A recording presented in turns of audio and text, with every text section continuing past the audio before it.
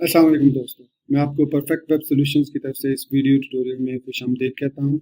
मेरा नाम इमरान कासिम है और ये हमारा जेक्यूरी यूआई का दूसरा हिस्सा है। इस हिस्से में हम देखेंगे कि कैसे हम जेक्यूरी के यूआई का जो एक विजेट है अकॉर्डियन, जैसे कि ये अकॉर्डियन है, ये हम कैसे ऐड कर सकते हैं और कैसे इस पे डिफरेंट किस्म के फंक्शंस जो है वो हम इम्प्लीमेंट या इस पे डिफरेंट किस्म के जो ऑप्शंस हैं वो हम इसमें ऐड कर सकते हैं।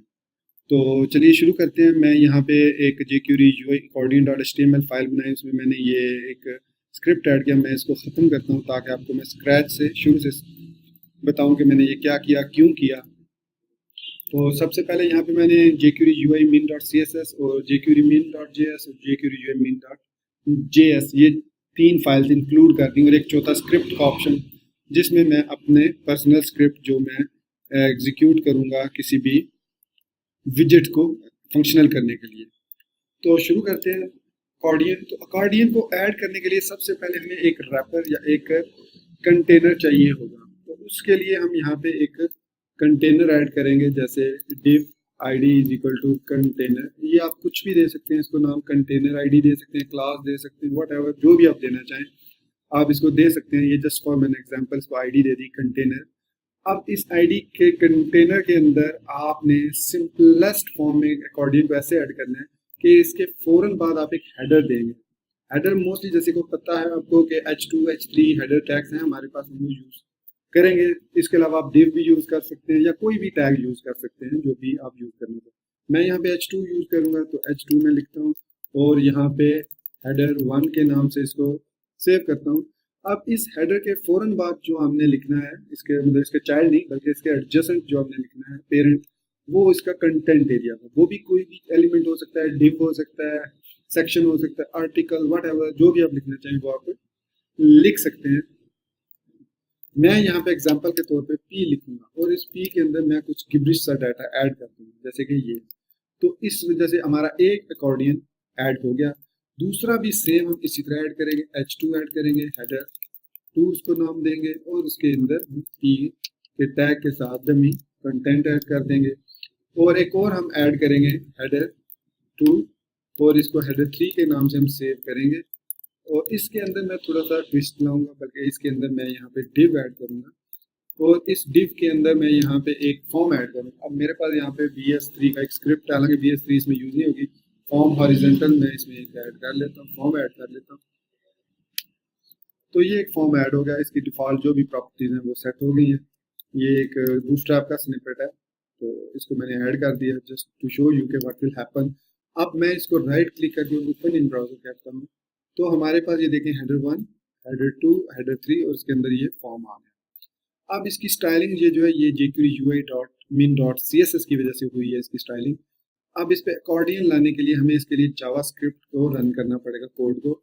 तो यहाँ पे मैं लिखूंगा $document डॉट रेडी फंक्शन, और या फिर मैं इसको शॉर्ट फॉर्म में लिख सकता हूँ $फंक्शन। और यहाँ पे मैं इसको अब मैंने यहाँ पे लिखना है आईडी या क्लास जो भी मैंने दी हो इसका रैपर की या कंटेनर की, वो मैं यहाँ पे दूंगा और इसका फंक्शन है अकॉर्डियन। अब ये अकॉर्डियन फंक्शन ऑटोमेटिकली इसको एक अकॉर्डियन में कन्वर्ट कर देगा और ये अकॉर्डियन कुछ पैरामीटर्स भी एक्सेप्ट करता है इन करली ब्रैकेट्स में, तो वो भी मैंने ऐड कर दी ताकि अगर कोई ऑप्शन ऐड करना चाहें तो हम ऐड कर सकते। अब ये इस सिचुएशन में है तो जैसे ही मैं रीलोड करूंगा आप देखेंगे कि ये हमारे पास अकॉर्डियन बन चुका है, जिसमें इसमें फॉर्म लग गया है, हेडर 2, हेडर 1। अब अगर आप गौर करें तो ये हेडर एक वक्त में एक मतलब जो इसका एलिमेंट है, जो हेडिंग सेक्शन है वो ओपन रहता है, इसमें आप कोलैप्स सब तो नहीं, ये क्लिक कर भी क्लोज नहीं होगा। अगर आप इसको क्लोज करना चाहते हैं तो यहाँ पे इसके ऑप्शंस ऐड करने होंगे। हमने सबसे पहला ऑप्शन इसका जो देखा हुआ कोलैप्सेबल, तो कोलैप्सेबल कोलैप्सेबल आई थिंक स्पेलिंग मिस्टेक हो सकती है मेरे साथ, ट्रू कर दूंगा कोलैप्सेबल। अगर मिस्टेक हुई तो मैं इसकी साइट पे जाके नहीं हुआ कोलैप्सेबल, हालांकि ये चल रहा है, फंक्शनिंग है। तो कोलैप्सेबल के स्पेलिंग आई थिंक इस तरह है, कोलैप्सेबल। तो I am sure this is the correct spellings. अब मैं इसको ऐड करता हूँ, जी हाँ ये करेक्ट स्पेलिंग थे। तो यहाँ पे मैंने इसको ये देखें, अब ये सारे कोलैप्सेबल, अब ये सारे क्लोज हो सकते हैं। आप इसको सिंगल क्लिक के साथ ओपन हो क्लोज करना चाहें तो आप ओपन और क्लोज भी कर सकते हैं। अगर आप इसके बारे में ज़्यादा जानना चाहते हैं jQueryui.com पे जाएं, वहाँ से आप एकॉर्डियन पर क्लिक करें, ये एकॉर्डियन है और ये इसके डिफरेंट डेमोज हैं, एग्जांपल्स आप देख सकते हैं। इसके बाद ये यहाँ पे API डॉक्यूमेंटेशन, आप इस पर क्लिक करें तो यहाँ पे आपको इसके काफ़ी सारे ऑप्शंस, मेथड्स और इवेंट्स मिलेंगे और इसके नीचे एग्जांपल्स भी आपको यहाँ पे काफ़ी सारी मिल जाएंगी जो कि आप अपने कोड में यूज़ कर सकते हैं। जैसे ये सेक्शन है, ठीक है, इसका ये कोड है। इसी तरह आप काफ़ी सारे ऑप्शंस यहाँ पे ऐड कर सकते हैं। मैं इसमें चंद आपको एक मैंने ऐड कर दिया, कोलैप्सिबल, जो कि ये है। इसके अलावा आप इसकी एनिमेशन को चेंज कर सकते हैं। करंट एनिमेशन जो है वो सिंपल ये है, लीनियर सी। अगर मैं इसको चेंज करना चाहूँ तो मैं इसको यहाँ पे एनिमेट लिखूंगा।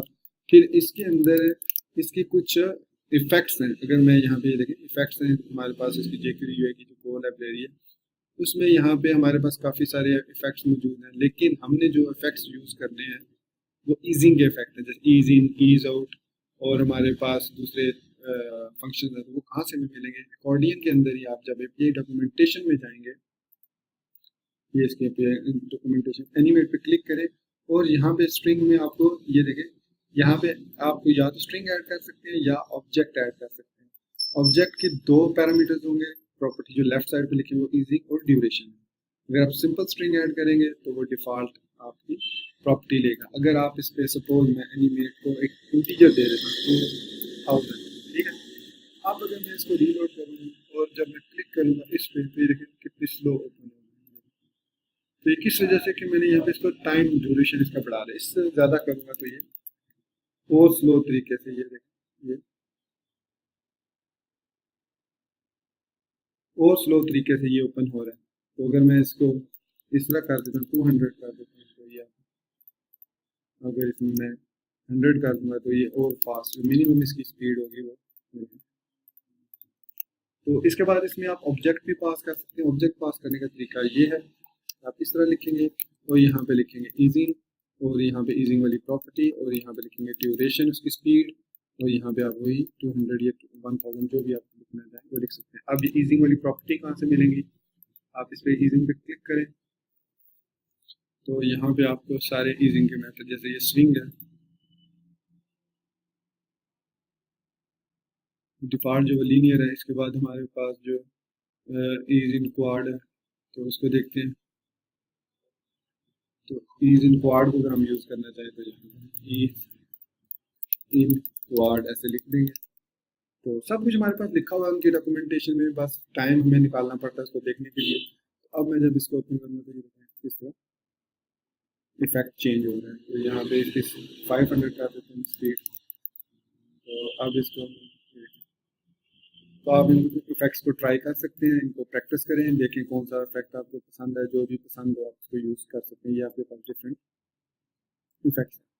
तो चलते हैं वापस अकॉर्डिंग पे। इस तरह इसमें और भी ऑप्शन है, जैसे हाइड स्टाइल है, एक्टिव है, एनिमेट है, क्लासेस है, कोलैप्सिबल है, डिसेबल्ड है, इवेंट है, हेडर।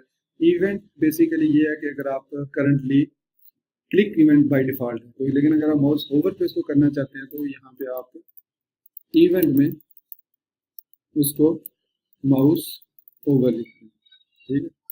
तो अब अगर मैं इसको रन करूँगा तो ये देखें, ये mouse, sorry spelling I think mistake है, mouse over, mouse over, not over, over. तो अब ये माउस, माई मिस्टेक, मैंने इसको एनिमेट के अंदर लिख दिया जो कि मेरी मिस्टेक है। इसको इधर लिखना है, बाहर इस जगह पे लिखना है, माउस ओवर। तो अब ये माउस ओवर, ओवर, तो अब ये माउस ओवर पे, लेकिन फिर इसके लिए हमें कोलैप्सिबल ये ख़त्म करना पड़ेगा, और ये ताकि ये देखें ये माउस ओवर।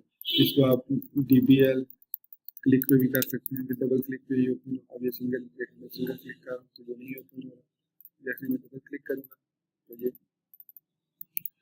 तो ये आपके पास डिफरेंट ऑप्शन है। इसके अलावा इसमें मेथड्स हैं, फंक्शंस हैं, काफ़ी सारी चीज़ें हैं, जैसे ऑन सिलेक्ट है या ऑन एक्टिव है। एक इसकी प्रॉपर्टी ऑन एक्टिवेट है या ऑन एक्टिव है। ऑन एक्टिवेट है मतलब जैसे ही आप एक्टिवेट करते हैं किसी को तो ये वाला फंक्शन इवेंट कॉमा यूआई, ये दो पैरामीटर रिटर्न करता है ऑन एक्टिवेट। इसको देखते हैं यहाँ पे, ये देखें एक्टिवेट, इसको यूज़ करने का भी तरीका ऐसे नहीं दिया हुआ। एक्टिवेट, सॉरी ऑन एक्टिवेट नहीं है, ये सिंपल एक्टिवेट ये लिखेंगे।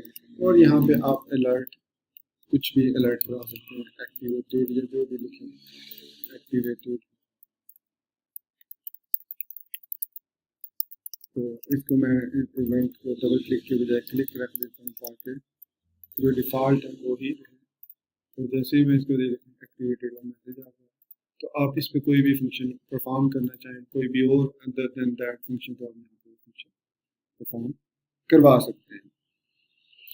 तो आप आई होप काफ़ी हद तक आपको अकॉर्डियन के बारे में समझ आ गई होगी। बाकी आप इसके एक्सप्लोर करें, इसके क्लासेस से क्या होता है, डिसेबल करने से क्या इफेक्ट होता है, हेडर चेंज।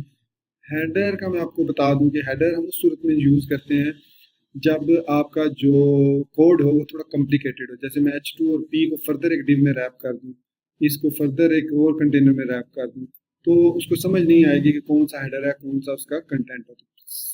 फिर हमें उसको बताना पड़ेगा कि भाई ये हेडर है और ये इसका कंटेंट है, तो वो ऑटोमेटिकली उस हेडर का एडजस्टेंट जो एलिमेंट होगा उसको कंटेंट ले लेगा। एग्जांपल इसकी इस तरह है कि मैं यहाँ पे लिखता हूँ डिव और यहाँ पे मैंने लिख दिया डिव। अब ये देखेंगे आपके फर्स्ट जो हेडर 1 है वो ख़राब हो जाएगा, बाकी दो हेडर हमारे पास उसकी वजह से बाकी दो हेडर भी ख़राब हो गए। ठीक है, तो अब हमें यहाँ पे इसको बताना पड़ेगा कि जो हमारे पास हेडर है वो H2 है। ठीक है, यहाँ पे मैंने लिखा हेडर जो है वो H2 है। अब ये ऑटोमेटिकली इसको एडजस्ट कर देगा। तो हम हेडर पे अगर क्लिक करें हेडर पे, तो ये आपको बताता है कि बाय डिफ़ॉल्ट वो क्या करता है कि फर्स्ट चाइल्ड को या नॉट इवन को वो इस CSS को वो अप्लाई करता है। डिफ़ॉल्ट या LI को देखेगा, या वो फर्स्ट चाइल्ड को देखेगा, या नॉट LI इवन को वो देखता है। तो अगर हम इसका व्यू सोर्स करें, यहाँ पे व्यू पेज सोर्स, आपको यहाँ पे ये नज़र आएगा कि ये अब डिव के अंदर रैप हो रहा है, फिर उसके बाद H2 है। तो ये था हमारे पास jQuery UI का अकॉर्डियन। अब I'm श्योर कि आपको समझ आ गई होगी इसको किस तरीके से हम अपने प्रोजेक्ट्स में कैसे कैसे यूज़ कर सकते हैं और इससे हम फ़ायदा उठा सकते हैं। इसके साथ हम PHP को भी यूज़ कर सकते हैं। इसके बाद हम इसमें फर्दर दूसरे फंक्शन जो विजेट्स हैं उनके फंक्शन भी ऐड कर सकते हैं, वो हम आगे चल के देखेंगे। तो ये तो था हमारा अकॉर्डियन। कल नेक्स्ट इंशाल्लाह हम नेक्स्ट ट्यूटोरियल में देखेंगे कि कैसे हम नेक्स्ट जो इसका ऑप्शन है विजेट का वो है ऑटो कंप्लीट, इसको कैसे हम यूज़ करेंगे। बड़ा बहुत ज़बरदस्त फीचर है। मोस्टली आपने अक्सर वेबसाइट्स पे देखा होगा, जैसे किसी कंट्री का नाम लिखते हैं तो उसका वो नाम, जैसे पहला करैक्टर लिखते हैं तो वो उसकी बाकी उस करैक्टर से स्टार्ट होने वाले सारे नाम खुद आ जाते हैं लिस्ट में, वो उनमें से किसी को सिलेक्ट करना चाहे तो सिलेक्ट कर सकते हैं। उसके काफ़ी सारे तरीके हैं। एक अजैक्स के थ्रू है कि डेटाबेस से फेच करे, एक ऑटो jQuery का फंक्शन भी है, jQuery UI का। तो बहुत ज़बरदस्त ये भी फंक्शन है। इसको हम कल इंशाल्लाह, कल नहीं मतलब नेक्स्ट जब भी मैं अपनी वीडियो अपलोड करूँगा तीसरा हिस्सा, तो उसमें मैं ज़रूर इसको डिटेल में एक्सप्लेन करूँगा जैसे मैंने आज अकॉर्डियन को किया। इसके अलावा अगर आपको कोई भी इसमें प्रॉब्लम हो तो आप कमेंट करें, और अगर आपको मेरी ये वीडियो कोशिश ये पसंद आई हो तो आप प्लीज़ मेरे इस वीडियो को लाइक ज़रूर करें और मेरा चैनल ज़रूर सब्सक्राइब करें।